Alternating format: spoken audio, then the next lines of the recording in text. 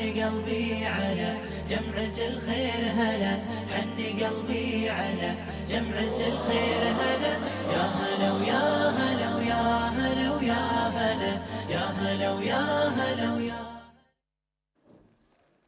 Bismillah ar-Rahman ar-Rahim. Assalamu alaikum. Welcome to the program, and it's great to be with you once again in the studio. This morning we have two serious ladies with two very serious issues to be talked about, and of course it is the 16 days of activism of no violence against women and children. Now, if you remember, about 2 weeks ago we had Jeremy Baye in the studio. He is a counseling psychologist, and we spoke gender-based violence. We're still in the 16 days, and we don't need to necessarily be in that time frame. I think this is a subject that needs to be talked about all of the time to create the awareness levels topmost on everyone's minds, particularly those men or those families where this type of behavior is being perpetrated all the time. So this morning we're going to be talking to Lindsay Henson.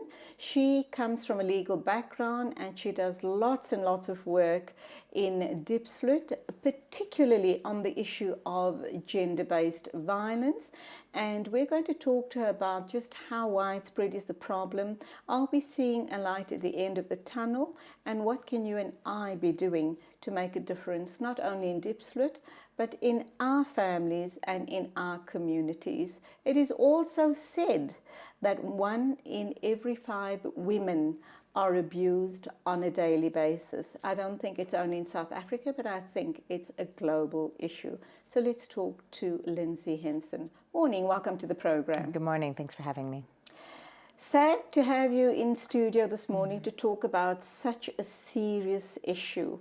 And undoubtedly it is an indictment of the times we live in. No, it's true. I mean, the statistics that you just mentioned, I mean, I think that that's really just scratching the surface of the problem. One of the challenges in working in this space is really getting accurate statistics for the prevalence level of these kinds of crimes. Just because if you think about intimate partner violence, it's something that's taking place in the home. It's not something that's reported. If you think about sexual violence as well, there's been studies, we know that sexual violence is one of the most underreported crimes in South Africa as well as in other countries in the world. So before we talk and get to the heart of this very sickening issue, gender-based violence, let's understand who is Lindsay Henson. Sure.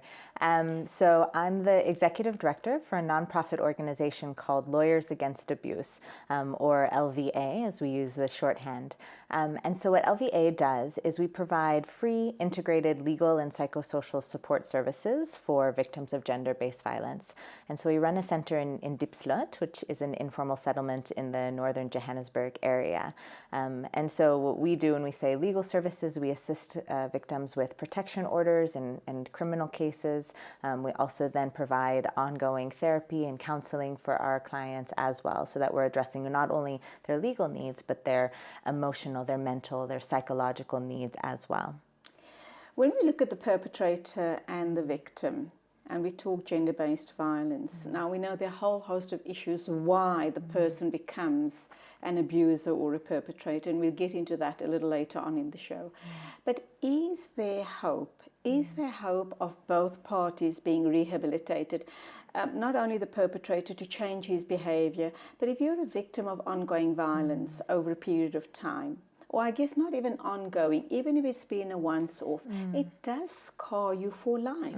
No, it's true. And I think a lot of the work that we do, especially with the therapeutic work that we do at LVA, is around addressing some of these things. If somebody, and as you've indicated, whether it's a once-off instance of sexual violence or it's ongoing kind of compound trauma through a domestic violence situation, a person will come to us often so disempowered, so demoralized, so, really in that feeling victimized, in that victim kind of mindset, that it takes a lot of work to actually help somebody to understand and to see for themselves that what's happened to them isn't their fault. What's happening to them is not okay, and it's actually illegal. And so oftentimes that's really some of the first kind of barriers that we begin to overcome with many of our clients, because especially in a long-term kind of domestic violence type relationship, they've been told for years, and that's been reinforced, that, you know, this is your fault, you are worthless as an individual. And so often victims will start to internalize those ideas and mindsets about themselves. And so it's really that first, this isn't okay, what's happening to you isn't your fault.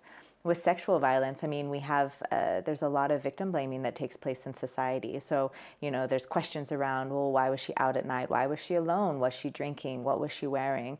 And all of that is subtly or not so subtly implying that you have played a role in your own sexual violence, and to help people understand that what's happened to you isn't your fault. I just want to I want to take you back to a story I did a couple of months ago. This was a lady in her 40s or possibly in her 50s. She wrote a book about the sexual violence she was subjected to by her own father throughout her growing years. But at some point in her life, and in the book she says so as well, that she did forgive her father for years, and possibly 10 or 15 years of sexual abuse. And there was no one to have protected her till she removed herself from that situation. How much of work does it take for you to be able to forgive and move on? I mean, when you hear stories like that, that takes an incredible amount of strength and courage, I think, and knowing what's best for yourself. I think, so at LVA, we take an empowerment-based approach to all of the work that we do. And so it's never about prescribing what a person's journey to kind of emotional healing or wholeness looks like, but really how do we support an individual through that process. And so for her, I mean, you can imagine, right? So, I mean, for her to be able to have been able to be in a point in her own journey where she is able to now forgive her father for the years of abuse that, you know, that he's perpetrated against her, I think is quite phenomenal. I'm thinking about situations of abuse. You know, it's often said, and I know you come from a legal background, you're not a psychologist, but just want to throw this out.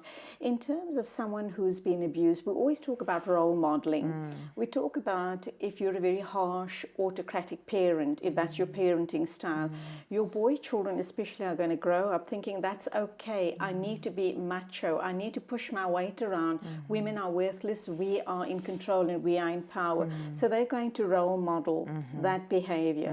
But what about victims of violence, women, I'm talking women, sexual abuse and violence?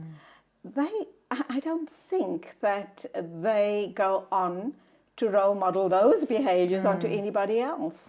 Well, I think, and like you said, it definitely starts in the home and looking at kind of, well, one, what is the relationship between you and your partner? Like, are you role modeling for your children positive forms of conflict resolution, right? The ability to, in front of your children, to have a disagreement or to engage in a dispute, but have it be done still in a respectful and nonviolent way.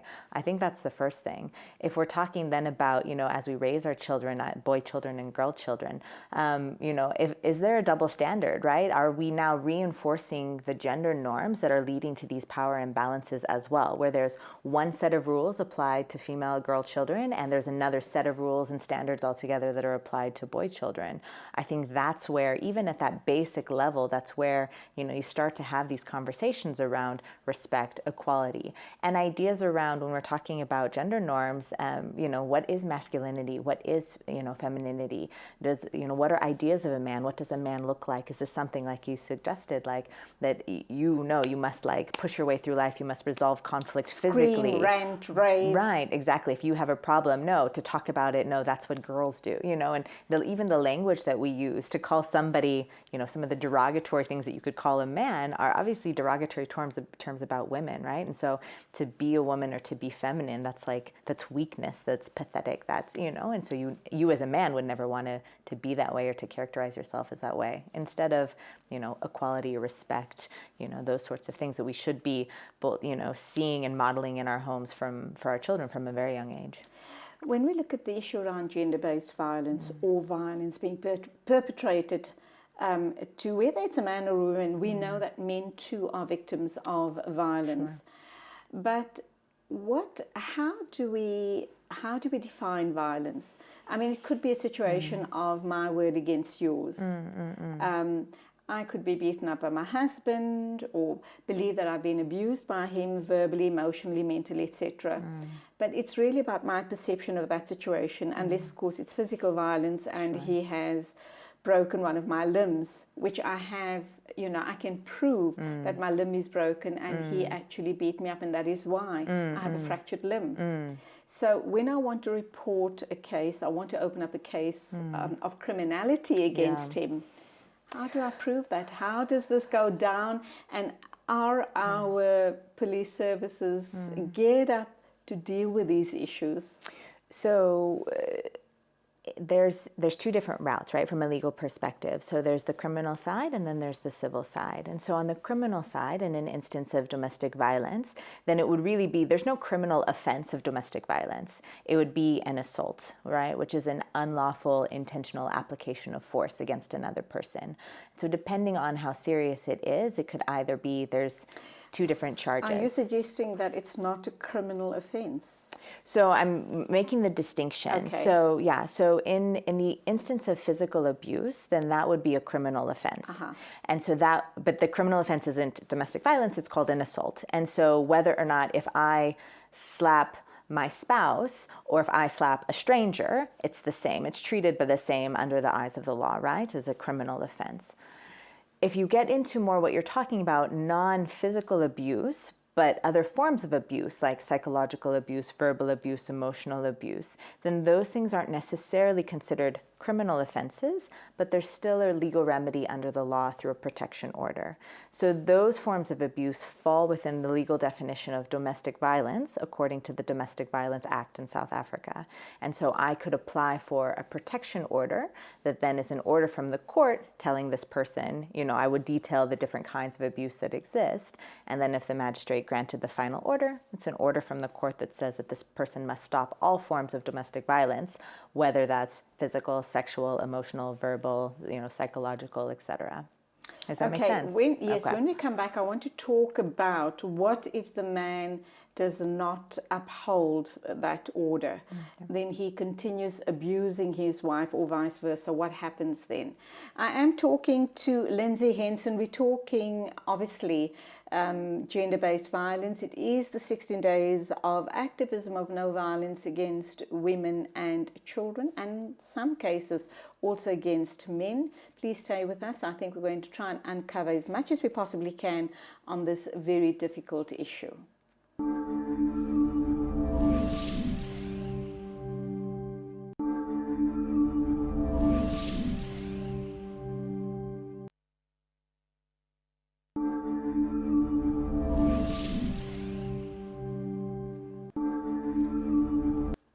As we've been saying, it is the 16 days of activism of no violence against women and children. And Lindsay Henson, who is a lawyer, she is from the States. She's here working in Diepsloot with a group of 6 other people, and they are trying to make a difference in educating and creating awareness about this heinous issue, and that is, of course, gender-based violence. Lindsay, I put a question to you before the ad break, and that was, if a man, you've got a protection order against your husband, your spouse, or whoever it is, and he still perpetrates the violence against you, what happens? So a violation of a protection order is a criminal offense in of itself. And so when a woman is, when the complainant or the victim is granted the final order, she's also given a warrant of arrest.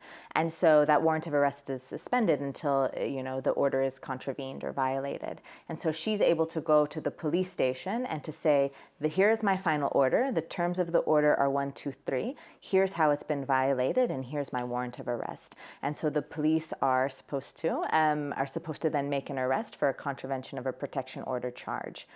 And the benefit, and one distinction I'd like to make, the benefit of having a protection order is it actually could make otherwise not illegal behavior criminalized, right? Because, an assault is always an assault. So if I have a protection order and you beat me up, whether I have a protection order in place or not, you beating me up is a criminal offense, right? But within a protection order, it can say things like, you're not allowed to come to where I live. You're not allowed to come to where I work. You're not allowed to have contact of any kind. And so for him now, because that order is in place, him coming to your workplace or him coming to your home, that's now a criminal offense because the order is in place, whereas before it wouldn't have been criminal. And he can get locked up for that violation. Yeah, so the penalty under the Domestic Violence Act is either a fine or up to 5 years in prison. Are you finding that women, being the nurturers that we are, and you have a situation with a protection order, and I'm going to ask you to talk to us about how we go about taking out these protection orders, but you have a protection order against your spouse or your partner, but you know that he has obviously reneged on the order. He's violated the order, he's beaten you up or whatever the case may be, and the next step is definitely a fine or jail. But you're too afraid because that's going to impact on his work, he's going to be out of work, he may lose his job. That also means a non-maintenance of the children. So those are all the factors that kind of prevent you from taking that final step. Yeah, and I think you've identified really one of the biggest challenges is often in cases of domestic violence, the victims are financially dependent on the abuser. And so, they live together, he's the breadwinner. And so even if they've taken the step to get the protection order, they may be hesitant to enforce it because of, for all the reasons that you've mentioned. He loses his job, who's going to feed my children, he kicks me out of the house, all of those things. And I mean, it's a real challenge because there isn't enough social support in cases like this. There's not enough shelters, there's not enough, feeding programs and that kind of social support in South Africa to say, okay, what are your other options if you want to get out of an abusive relationship? Really, where do you go? We're talking gender-based violence, and we're talking to you particularly because you're running a non-profit organization in the Diepsloot area, and I know it houses upwards of 500,000 people, and these services are very sorely needed there. But that doesn't take away, or that doesn't say that people living in the suburbs, for example, are not plagued with these issues as well. Now, you have a whole host of steps and support systems in place for the Diepsloot area.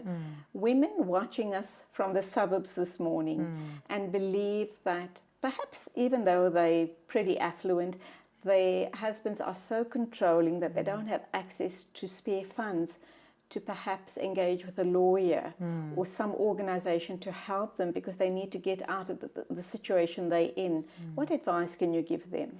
Yeah, I mean, so for people, unfortunately, because of our own capacity constraints, at the moment our services are restricted to people in the Diepsloot community. And we say, though, for anyone in South Africa, outside of Diepsloot, who is a victim of either domestic violence or sexual violence, for them to contact us, and then we could help connect them to service providers in their areas. And so there's a number of ways to reach out to us through our website. There's a contact us form. They could find us on Facebook, reach us that way. And then for us to be able to help either, we can give legal advice. So on the email or on the phone, we can provide information about answer questions, what are their available options, or we can help try and connect them to service providers in their communities to make it easier to access them. Let's look at the work you're doing, particularly in the township. So you have all of these women, or you have women coming to you, suggesting that they're sick and tired of being beaten up upon. What are the first steps? What is it that you do with them? Apart from, working on protection orders, what else are you offering them? Yeah, so one of the things that makes LVA's model quite unique and effective, in my opinion, is the integrated nature of our services. And so, as I'd mentioned before, it's both legal and psychosocial support. So you have organizations often maybe doing one or the other, but not doing the same, doing both in-house. And so we have staff attorneys and we have therapists working very closely together in order to provide holistic, comprehensive support to a single individual. And so, we run a walk-in center, and so, victims can just walk in at any time.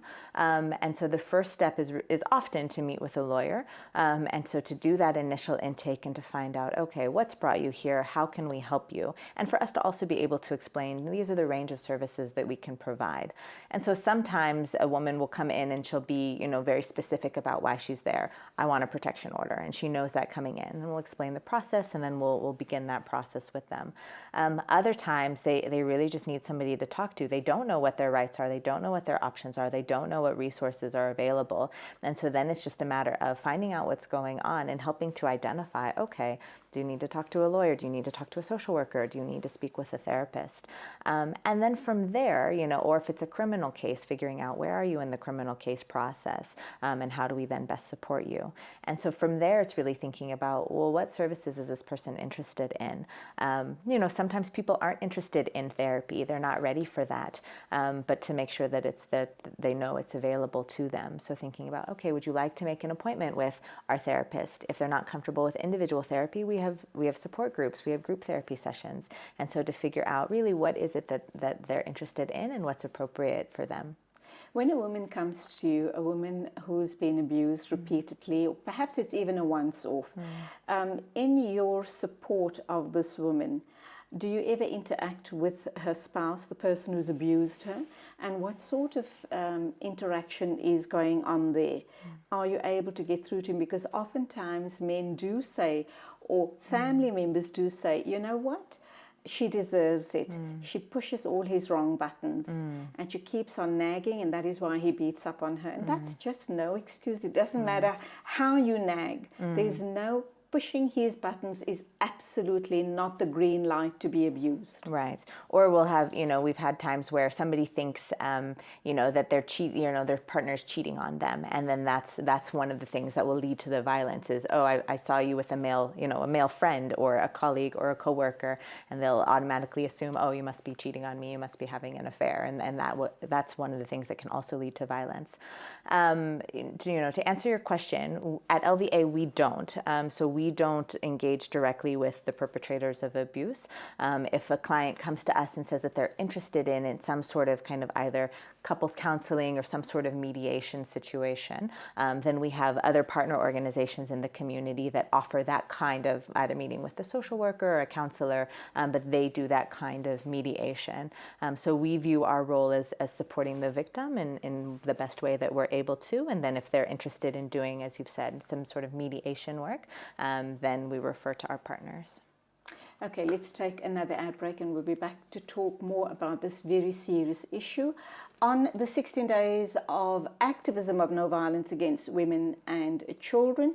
And I'm wondering, what sort of awareness have you created in your immediate neighborhood or possibly in your own family? And is it a question of it's not my business? Well, that's a question we're going to ask Lindsay when we come back from the ad break.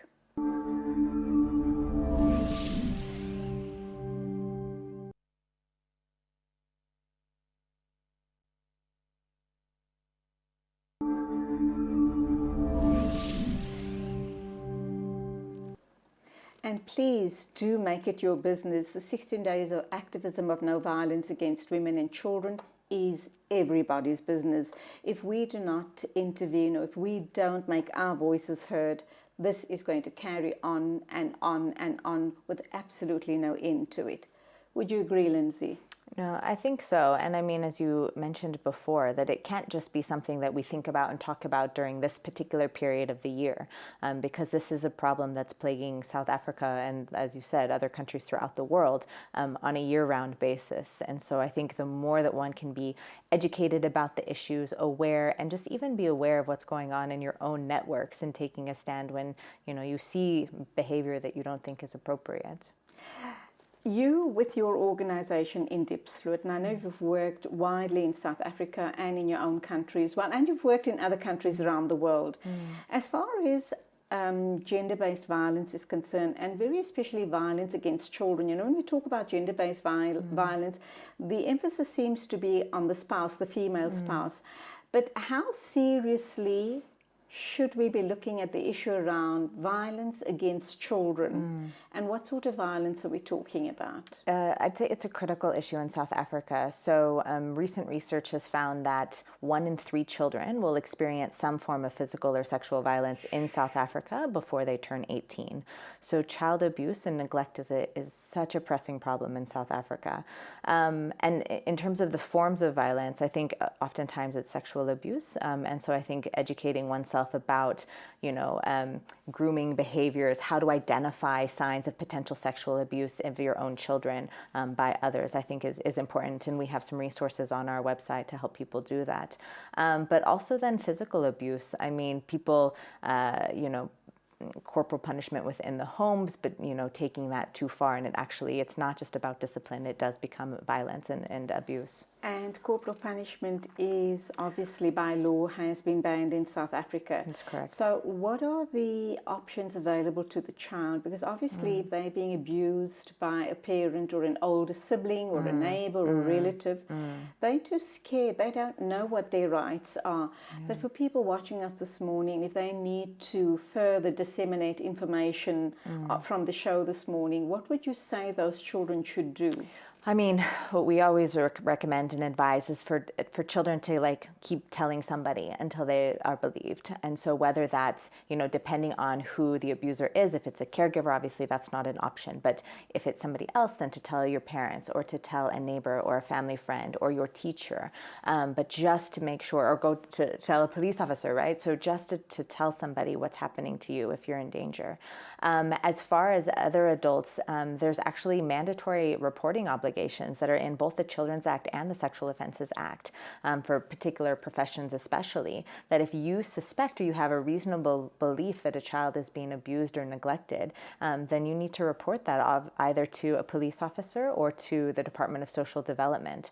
So if you go onto their website, then there's phone numbers available and you can even make an anonymous report. And once that step is taken, then a statutory social worker will investigate and remove the child if the situation is dangerous.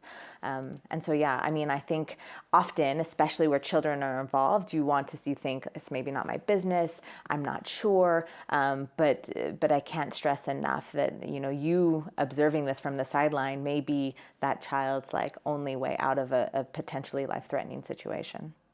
Let's look at the mom or a parent of the abused child, be it physical, verbal, or sexual.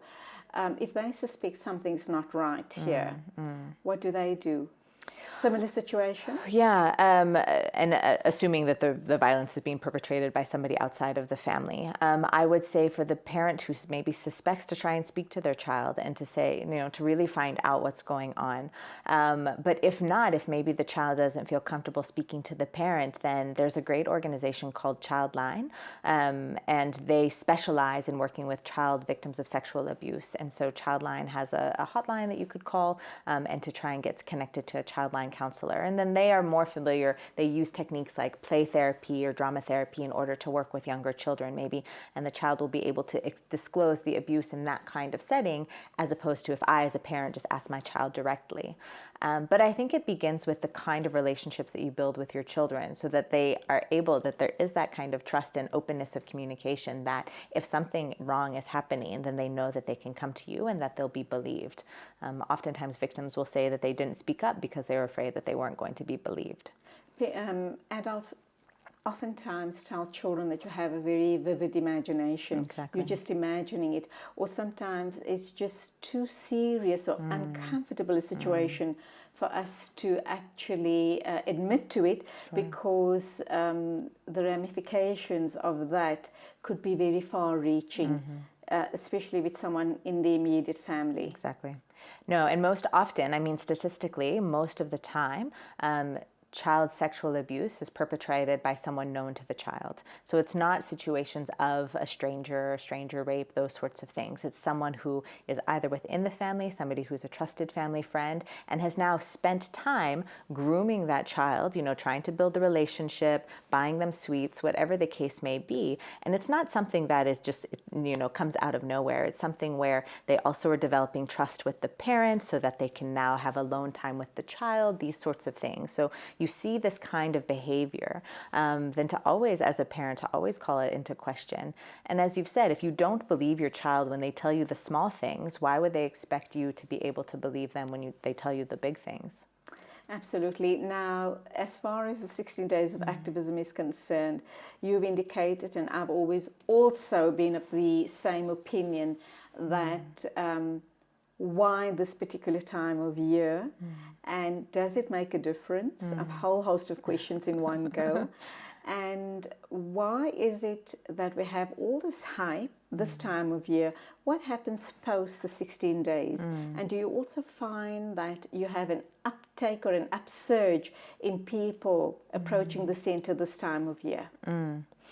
It's a lot of questions. I would say that addressing the 16 days of activism questions, what we find is during this period, I mean, it's great to get this kind of exposure, and for people to be talking about it is a good thing.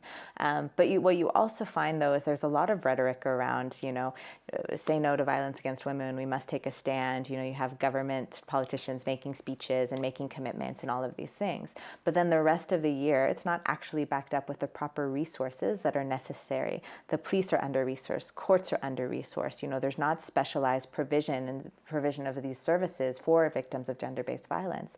So it's great to have this kind of attention and this rhetoric, but it needs to be backed up with actual resources to address the problem. I'm trying to think of the other questions. Do the 16 days, this awareness campaign, does it make a difference? I think so, because, the other question you'd asked was, do we see an uptick at this time of year? I think as the more exposure organizations like LVA get, then people maybe who are watching at home say, oh, actually, I didn't realize that, you know, that there were resources available, and let me reach out and find out what can happen, right? So we do see kind of an increase in people contacting us, either for more information or trying to get involved.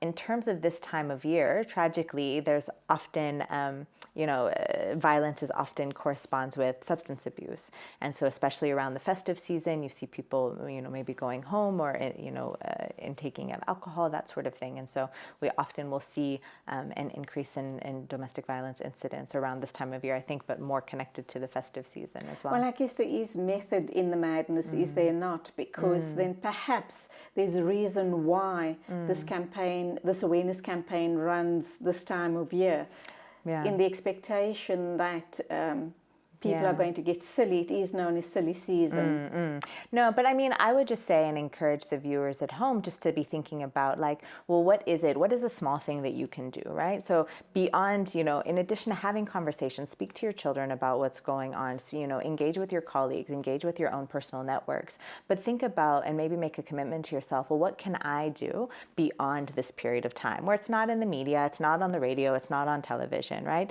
So identify, you may not be a lawyer, you may not be a therapist, you may not be a social worker, but maybe identify an organization like LVA that could use your support and set up a monthly donation or something like that, even if it's 50 Rand, 100 Rand, just so that you know that you're supporting this good work that's being done throughout the year, not just during this particular period of time.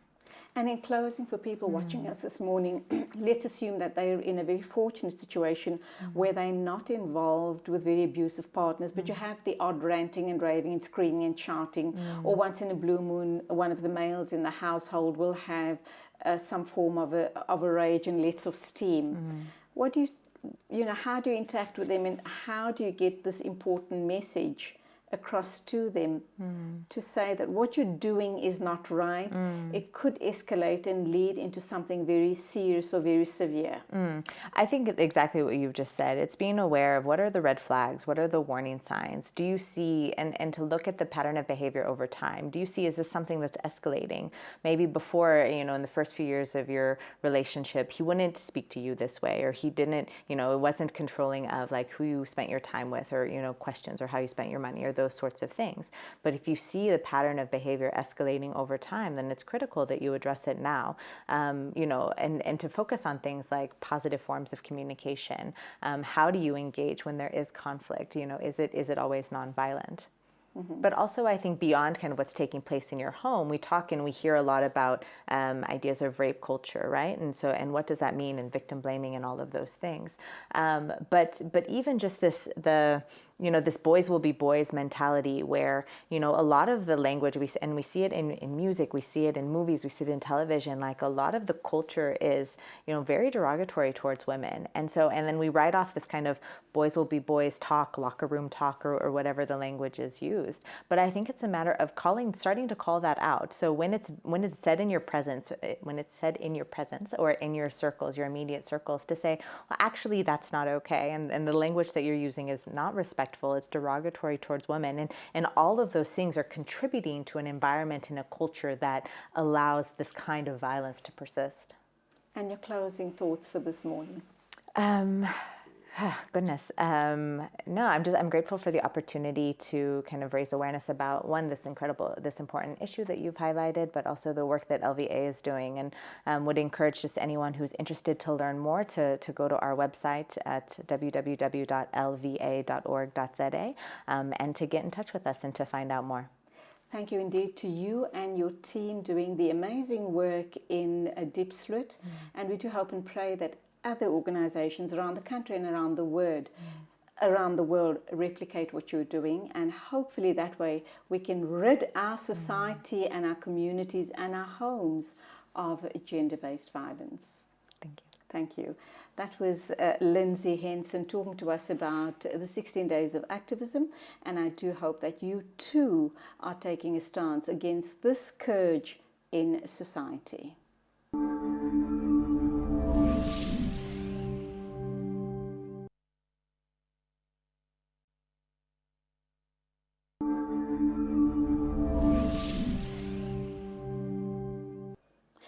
And now we're going to be talking about autism, but not from a medical perspective. We're going to be talking about the Ernie L. Center for Autism, or yes, that's right, it is the Center for Autism. And we're going to talk about why the center was established not only in South Africa, but around the world, and the type of work being carried out. But of course, we'll also try and understand what exactly is autism. To talk to us about this is Shani Litz, and it gives me great pleasure to welcome her to the studio. Shani, morning, welcome. Thank you so much for having me, Julie. Lovely to have you here. And of course, you work, in fact, you run the center, you run the Ernie L's Center for Autism.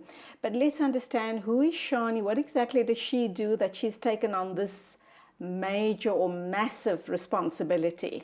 Okay, so I studied clinical psychology, and after I finished my degree, my master's, I wasn't 100% sure where I wanted to go, but I knew I loved kids and I was fascinated with the field of autism. And it took me a while to figure out that there was a whole nother world to explore with autism. And I began training and studying through America so that I could become a board certified behavior analyst. And this allowed me to find the Ernie L. Center and find opportunities to work with incredible professionals and incredible families to help empower families who have children with autism. So we have the center here in Johannesburg, I understand. And in one in Cape Town. All right, now we do also know, Ernie Els doesn't need any introduction. He is a world famous golf player, but he now lives in the States, am I correct? Yes, in Florida. And he's opened a center in the States as well. Yes. But there's a sad story, I guess sad, but on the other hand also, thank God that, this has been... Ernie has a son by the name of Ben, and he has autism. And Ernie has then decided to go on and start making a difference in other people's lives, other people who have children with this condition.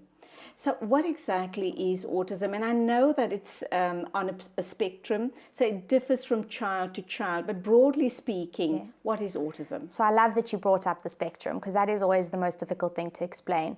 So to try and say it in a nutshell, the autism spectrum is a spectrum where individuals have different areas of difficulty. And there are kind of two major areas. The one is social interaction and communication. So when you and I started the conversation, you said, "Hi, Shani," and I said, "Hi, Julie." And we kind of knew how to have this back and forth. That's a very social communication skill that some individuals find really difficult. Because there's emotion involved. There's emotion, there's this unpredictability. What is she going to say? How must I respond? What's going to happen next? And so some individuals with autism really struggle with that, with picking up these social rules and these expectations that sometimes aren't really written out for them. So they really struggle. Some of them can verbally communicate and vocally communicate. Others need to use pictures and signs to help get their their needs across. But they are able to speak and hear. They have perfect hearing, and most of them, their vocal cords are absolutely fine, but there's this difficulty with actually communicating, with getting out what they're wanting to say in a way that makes sense to us. And that's really the one side. And the other side is this restricted and repetitive interests. So we hear a lot about individuals on the spectrum who love trains, or they love the planets. And what that means is they focus on this thing and they don't think about anything else. This takes over their life. And they can almost become an expert in that field. But what that also means is that they don't really get to experience other things that typical individuals experience. They don't learn to enjoy a variety of things. They don't learn how to play so much with other people beyond what they enjoy. And sometimes they have these kind of repetitive behaviors, maybe some flapping or some rocking, things that help them feel safe in the world. And so those are really the main areas of difficulty that people on the spectrum face. Do they actually grow up and go into the world and become productive members of society? Do they go on to marry? Do they go on, some of them go on to have meaningful jobs, for example? And I think that's one of the most difficult questions. And I think if we remember the spectrum, there are some individuals who have so many levels of difficulty that them reaching their potential may look like living in a sheltered setting and having sheltered employment, but still employment. And other individuals you and I may know that are already, in typical jobs and married, and there's just something different about them that we may not necessarily understand. And so there's so many different success stories with certain families, and that's really why we started the center, is every individual on the spectrum has potential. It's about meeting them where they're at, understanding how they're experiencing life, and helping them find ways to reach their potential, to learn about the world, and to find ways for them to have the best quality of life. When we look at children that present with autism, when would the parents typically pick up that there's something wrong with this child? And in a case of autism, is it about early intervention, getting better results, or does it not apply? No, I think it's a very important point. I think in South Africa, we're in a slightly different position to other places like the US and the UK. In the US and the UK, they say that typically individuals get diagnosed between the age of 3 and 4, although it can be picked up as young as 18 months. In South Africa, although we don't have any kind of formal statistics, it appears that some individuals are seen at that age, but most of our kids sort of emerge as finding out that this is their difficulty around school-going age. So it's about 6, 7, 8, which is quite a lot later. And the thing with early intervention is that if you think about typical development, we're always learning and growing. And an individual with autism may learn slower and differently. And so the longer we wait to intervene, to help them, the bigger the gap. And so the earlier the intervention, the better chance we have of encouraging this family and empowering this family in hopes that we can teach them skills to help bridge the gap in a way that helps empower that individual and that family. So early intervention is great, but it's never too late. Every individual on the spectrum can learn coping skills and learn how to manage better. And so even though early intervention is kind of the ideal around the globe, we've seen amazing things with people who come to us much later in life. There is a perception out there that people who present with autism go on to become, they have a streak of genius in them. Mm-hmm. And of course that talks to the repetitive behavior that you were talking about and this keen interest in a particular area of life. Mm-hmm. Would you say it's that, or do certain individuals with autism present with qualities of genii?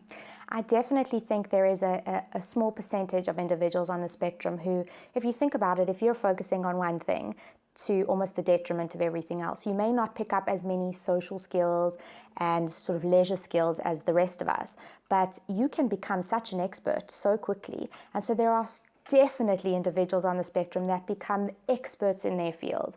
And there are some famous, interesting professionals that people believe, hypothesize that they were on the spectrum for things like that. And so there are certainly individuals that are absolute geniuses and will know more about their field than any of us would ever dream. But that is a small percentage of the spectrum. And I think sometimes it's important for public to be aware that, yes, that is certainly part of the autism spectrum, but there are other individuals on the spectrum that look like you and I, but they may act differently in the world. And, you know, you may bump into them in a shopping mall and they may just behave a little bit differently, or they may not interact with you in a similar way. And so there are those people, but there are lots of other almost types of individuals on the spectrum. I spoke to you about how parents pick up signs and symptoms to look out for to suggest that there may be a problem of autism with this particular child. But are there any other tests, blood tests, etc., to suggest that this child is definitely presenting with autism? I think the hardest thing at the moment is that there isn't a blood test, and this often makes parents feel very unsure of if it's worth checking out or how to truly know. And the other difficult part is there's no one symptom that you can say, oh, my child has that, I'm almost sure they have autism.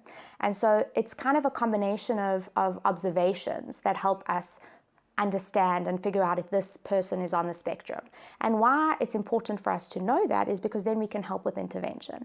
And so there's certain symptoms like, as I said to you earlier, that kind of social back and forth that individuals really struggle with, or the concrete way of thinking. So if I say it's raining cats and dogs, you know, an individual with autism might really become fearful that if they walk outside the door, they're going to be hit by a cat or a dog.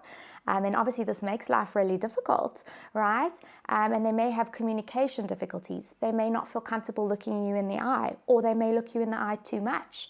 Like staring all the time. Exactly. And I had a beautiful young girl who was 15 at the time, and when she wanted to interact, she'd come right up to me and look me right in the eye, and that was her way of trying to connect. Right? And it was certainly a loving experience, but for other people it may be a really unusual experience. Space boundaries, they're either too aware of it or not aware of it at all. That's exactly right. That's the other part of autism that isn't kind of in the diagnosis, but most parents pick up. It's that sensory experience, that touch, that taste, that feel, that sound, that our individuals either feel too much or too little. So either a sound is so loud that they have to cover their ears, whereas for us it's just a sound. Or they might have to make such a loud noise in order to feel like, okay, I'm okay, this is the level of sound I need to feel good. Same with touch. Some of them really don't appreciate, you know, you touching them at any, you know, even handshakes. And others love big squeeze hugs. And so often that's what the parents pick up on really early, because they know that their interaction, their physical interaction with their child is just different. And that's often what brings parents to come. Okay, this is so interesting. I'm thoroughly enjoying it, but let's take an ad break. We'll be back with you in a minute or two. I'm talking to Shani Litz. She is the director of the Ernie Out Center for Autism, and she's given us an amazing background to what autism is all about. When we come back from the ad break, we're going to talk about the center itself and the type of work that's being carried out there.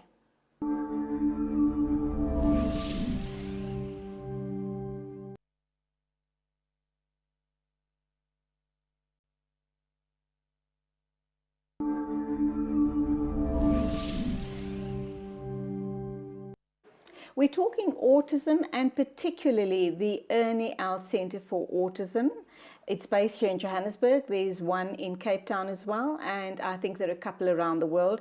Ernie Out is a professional South African golfer who is now living in the United States, but he hasn't forgotten us here in South Africa. His good work still continues here in South Africa. So how did you become involved in the center, Shani? So I had friends who worked with Autism South Africa, which is the national body for autism.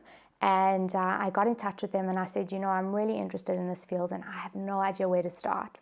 And I was lucky and fortunate enough to get in touch with the center. And in the beginning, when I wanted to start working there, they said they were full, they didn't have a place for me. And I think I wore them down. And about 6 months later, I started working there as a facilitator, working with families and also studying further so that I could become a little bit more knowledgeable on the subject.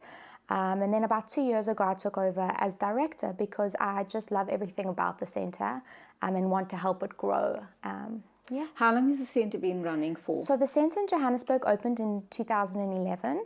The Cape Town sort of satellite office has been open for about 2 years. The organisation itself started in 2009 when Ernie and Liesel made a decision to take their experience public, as you said earlier. And so they've had these organisations around the world, but our centre is very unique in that we offer caregiver empowerment specifically. We're not a school, we're not looking to be the therapists for the child, we're looking to be the coach for the parent or the caregiver so that they can use everyday moments to teach their child. That, we think, has the best chance of success for that individual. And so the organizations overseas, like the one in America, is a totally different setup. There's school, campus, there's a vocational training center, there's early learning. And part of the reason for that is that South African professionals are not really as expert as they are in America. And what I mean by that is the formal training. We don't really get here. A lot of people have their experience just based on where they've worked. But overseas you get autism specialists and you get doctors who've specialized in it. And so the center in America was really designed to be this global hub to get experts into one place. Whereas for us, it's all about building capacity and wanting to empower parents so that when they go home, they use as many moments as they can to teach their child a variety of skills. So sadly, I'm wondering, obviously it sounds like children with autism need a lot of attention, and I think it can wear the parents down, and that's where you guys come in, or the caregivers. But in terms of their schooling, what happens to this child? Do they go to normal schools? And how do teachers cope with them? Sure. I think you've raised a very important area and something that we're all, I guess, still figuring out. Some of the kids that we work with are at typical schools, at remedial schools, or at autism-specific schools. And quite a few of our kids are not in school because they just can't find the right place. As you said, for teachers to deal with this, it's a big undertaking, and because they're so different. All the kids are so different. Exactly, and it's what's best for them is to give them a unique experience and a unique type of support. And we know teachers have so much going on; they can't do that for everyone in their class. And so each individual kind of is different, and it depends on where they live and what is available to them. We have families in the Northwest and in Mpumalanga, and their options are very different to the ones in Gauteng. There aren't as many school options. And so depending on the child, a different type of school will be helpful. In South Africa, we've come a long way in the last few years. There are a lot more schools, being started by the government as well, especially in Gauteng. And nice little private schools popping up. And I suppose homeschooling could be an option because the mother knows her child best. She is the expert, right? It's the gogo, the auntie, the mom, the dad. They are unbelievably knowledgeable, more than anyone will ever be. And so they can teach their child more than we would ever dream of. And that's really why we work with the caregiver, is regardless of whether the child's in school or not, we want to empower that caregiver who is that child's expert, and to empower them with skills to help teach that child, because that child is capable of learning. That's really the main thing about autism that we want to get across. That individual can learn. They just learn differently and sometimes at a slower pace. And if we can help the parent to know how to teach the child anything from brushing your teeth to getting dressed to having a conversation to playing, then that child has a much better chance of fulfilling their potential. Okay, do we know whether autism presents more in a certain community and is it more prevalent in boy children or girl children? Are any of those type of stats available? Yes, so in South Africa, we actually have no formal statistics. So we base our understanding on the US statistics. And the US statistics is 1 in every 68 individuals. Much higher than we initially realized, will be diagnosed with autism. In terms of cultures and communities, they have found no difference. The only difference they have found to be of significance is that of gender. Boys, we don't know why, seem to be 4 to 5 times more likely to be diagnosed with autism. And we see that in the families that come. We certainly see a lot more boys than girls. But the understanding is starting to change. We're starting to get a little bit more knowledge on the fact that girls may just present differently than boys. In terms of the prevalence in South Africa, part of the reason why we don't have formal research on it is because we truly don't know how much the impact is, because people around South Africa don't have equal access to diagnostics, to awareness. And so some people may be living, far out in a rural community and not even know that that's something that they're managing. So we believe, based on smaller research that's taken place, that it's at least that much in South Africa. It's so sad as I hear you talking about the condition autism, that the parents, the caregivers, the immediate loved ones themselves don't truly understand what it's all about. And how can they then expect people outside of that circle to understand and accept that individual? So his or her world is very, very small. Very isolated. And I think it's one of the hardest things that often people don't realize is, yes, that individual has autism, but it affects the entire family and the entire community. And often parents come to us and their biggest concern is how society will interact with their child and how their family may not understand, because it takes parents themselves long to truly get to grips with what this means for their child. Obviously, the sooner they do, the better chance that child has of reaching their potential. And that's really part of what we want to do. We want to help parents get to that point. But it is such a complex combination of things that it takes parents time to get used to this, to get used to the fact that their child may not grow up to be the child that they thought they would be. That child still has unbelievable strengths and things to offer the world. But I think it's an adjustment, and it takes parents a while to adjust, and the immediate family, and then there's the extended family, and there's the community as a whole. But there's some great success stories with communities across the globe that have just embraced individuals with autism. And the sooner that community understands and embraces that individual, you just see the most incredible things happen. And I guess when you show love, attention, and affection to a person with autism, or any condition for that matter, they start responding because they can feel that acceptance and that love. Definitely. When we look at autism, are we looking at a mental condition? So it's classified as a neurodevelopmental disorder. So what we understand by that is that there is almost like wiring in the brain that is different to a typically developing individual. And why we say neurodevelopmental is because we know that it begins very early in life. And so we know that it's not something that appears at 5 or at 7 or at 18. It's almost inevitably either at the start of life or within the first 2 years of life. And we don't really understand why, and we don't really understand the reasons behind it. But we're starting to learn more and more that individuals with autism are impacted by the autism spectrum really early on. We'll come back to diet, but let's talk about the center now. People watching us this morning who believe or who already know that their child is presenting with autism, they now need to know how to deal with their child and prepare for a lifelong journey with their loved one. How do they approach you? What is the criteria? What's involved in coming to you, and how much time are they going to spend with you to be almost qualified to work with their loved one or with their child?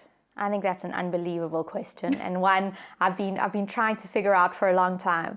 I think the one thing that's important is we at the Ernie L Centre believe... Okay, can I just interrupt you Sure. there for you to gather your thoughts? Let's take an ad break. When we get back, you can respond to me. And I know that's a very deep and a long response. So let's go for our ad break.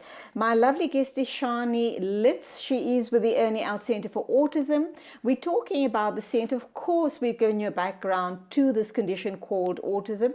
But we're now going to talk about the help that's available for the support group of the person suffering from the condition. We do hope that you're finding this useful and helpful.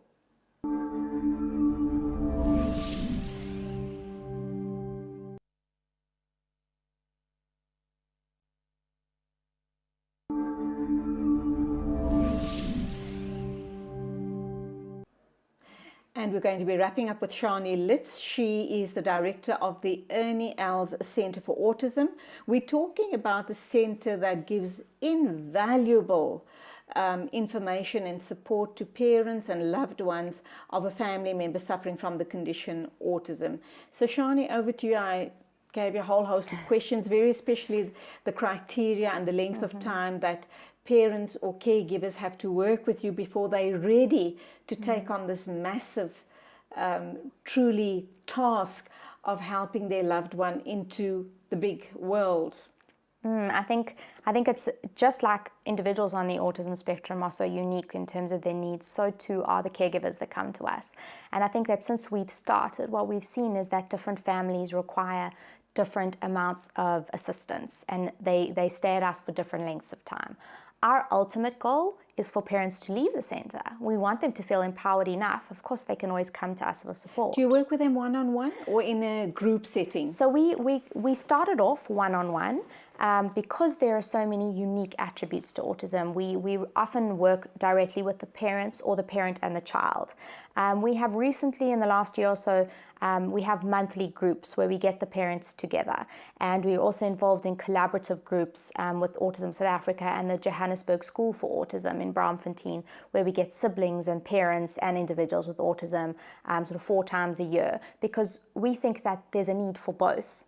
And so what we started with at the centre is this one-on-one with a family and a facilitator, using evidence-based practice guidelines, so using tools from the United States to help make sure that we were using evidence-based practice guidelines, helping that parent understand autism, understand how they learn, understand certain skills to help that child learn, from general skills to the fact that sometimes individuals with autism are very specific in how they learn. So if I teach you that your beautiful scarf is the color green, the individual may learn that and then see another color green and not realize it's the same thing. So how to help parents understand how to build that. And also as specific as toileting, as learning to teach the child how to point for what they want, or to use a particular sign language, which we call Makaton, to say toilet, or, biscuit. Why is sign language so important with children or people with autism? Is it because they're not able to communicate as effectively? I think that's the best way of putting it, is that it's not that they can't communicate, it's that they struggle to communicate in a way that makes sense to us. So that vocal, verbal type of communication that you and I are relying so heavily on today, it's really difficult. If you think about it, I have to listen to your question. I have to process. I have to think about what I want to say, and then I have to kind of take it and put it into words that make sense. And that process for individuals with autism is a very complex, difficult process that adds a lot of pressure and almost like makes them feel really overwhelmed. So sometimes sign language or pictures, some of our individuals use photos and images, helps them process a little bit better and helps them feel more empowered. It doesn't mean they can't speak, and it doesn't necessarily mean that they won't speak. Sometimes they just need these other tools. Or that they don't understand, they just understand it differently, or they use their own frame of reference to make sense of what's going on around them. That's exactly right. And so, we sometimes hear incredible stories. We have some kids who they make sounds, and everyone says, but they can talk, every now and then they go ba ba ba ba, or they mumble to themselves. And when we start empowering them with, you start off with pointing, but then with photos or with sign language, they start to understand how to harness what they're wanting to say in a way that makes sense to their audience as opposed to just themselves. And often that's then accompanied by this increase in vocal speech. Sometimes it is and sometimes it isn't. And that's really what we're there to do. I'm certainly not a speech pathologist, but I can help introduce parents to the world of communication and the options that are available to them. Just like we can in daily living skills. We have some adolescents who we're working on, how to make the bed, how to do chores, how to come home from school, and unpack their bag and do the things that typically developing adolescents should be doing. And I say should because we know bless adolescents at the best of times. And as they grow up, adults, they need to understand how the skills that are needed to get a job, to keep a job, to behave appropriately in a job setting. And so our goal is to help the caregiver to be able to see these areas of difficulty that this child may face, so that even if they're not with us for the whole journey, because they often aren't, that they still know what to look for and how to approach, how to problem solve, how to troubleshoot those issues. And we primarily deal with families with children between the age of 2 and 21, so kind of school going, if I can say, not for any other reason other than we felt we needed to have a focus. But in the last few years, we've really tried to collaborate with existing professionals and existing resources and organizations so that we can empower parents, not just by being at our center, by saying to them, these are some of the tools that are at your disposal. These are the people you want to be speaking to. This is how to empower yourself. You know, get in touch with Autism South Africa or Autism Western Cape in Cape Town. These are the doctors and the professionals like Prof. De Vries, who we work with in Cape Town, who can really help further guide you. And so although we want our parents and we want to empower them in our center, we also want to empower them for the entire journey. How long would they typically, and I know again it differs from child to child or family to family, but typically how long would the parents spend with you? How many weeks or months on end would they spend with you? Number one. And number two, let's assume they've spent this time, which you're going to tell me how long it is, and a year or a couple of months down the line, they come back to you and say, things have gone all pear-shaped, we need to start all over again. Does that in fact happen? Okay, so I think that the one thing to explain is that parents and families come to us often once a month, because we know, firstly, parents are busy. Secondly, transport is expensive. And thirdly, we have families in every province. So some families are not around the corner. And so we built it to be kind of a coaching model that parents can come once or twice a month. And our initial goal was about a year, 2 years, let's say. That was our hope. Once a month for an entire day or a half a day? Sometimes it's 90 minutes, it's 60 minutes. We really wanted it to be user-friendly for parents because, you know, they have so much else going on. Parents can't always commit to longer than an hour once a month. In fact, some of our parents really struggle to find the time to come for 1 hour a month, and that's often why we start really early, or we do once on a weekend every now and then, just to help those parents. But that's our contact time with them.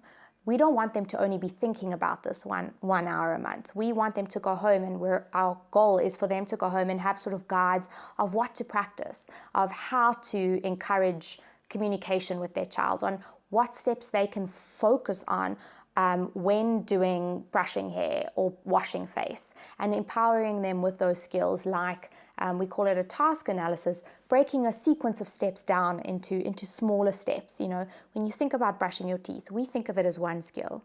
But actually, if you write down every step you do, it's unbelievable how many things we're doing in a row there. And often where our individuals struggle is that they don't necessarily need help with every step. There's 1 or 2 steps that they're just not so clear on. And so if we figure out where that difficulty is and we help clarify it, we use visuals, we use demonstration, we role model, we physically sometimes guide them and empower them to do it on their own, then we help fill those gaps. And that's how we're wanting to help the parents. So sometimes parents come once a month for 2 years and then they stop altogether. Others come and then we kind of fade them out slowly. So every few months we have these sort of one-on-one chats that aren't as structured as we typically make them. You know, often we're focusing on specific skills. We want to take data, which is a very important part of evidence-based practice, to see are the things that we thought going to work actually working? And if they're not, how do we adjust? And hopefully this child is at a special school for children with autism, and obviously is also under medical supervision of some sort, and over and above coming to you once a month, these parents and caregivers are also in an autism support group. And that's always our goal, is we never want to be the only area of support. We know there is so many different layers to autism and to the community, and that's why we want to work so closely with other organizations, is we don't believe we alone will be enough. We don't want the parents to feel that all they have is us. And so we often are trying to link them to support groups and to other trainings, other parents, because they will learn as much from them as they will from us. And in fact, we're learning more from our families than we'll ever teach them. And so I think that's important. And to answer your last point, some families have come back several years later. Some have stayed because they just don't feel ready to leave. And, you know, we're not of the faith to say, right, we think you're done and you're done. And they probably get a lot of comfort by coming to you on a regular basis. It just gives them that strength and motivation to carry on, because it must be very, very taxing on families who have a child with autism or any condition for that matter. Definitely, definitely. And I think if you think about parenting alone, parenting alone is a whole nother journey. You know, it takes over your life, and then you're also a working mom or a full-time mom or a parent or a gogo or an auntie, and then you have this other thing now added to it. And it definitely does. A lot of parents will tell you it often takes over their lives, and some of the work that we're doing is how to help them balance. How do you balance that with your other children, with your own life? Because you can't not go to gym, you can't not see your family, you can't not see your friends.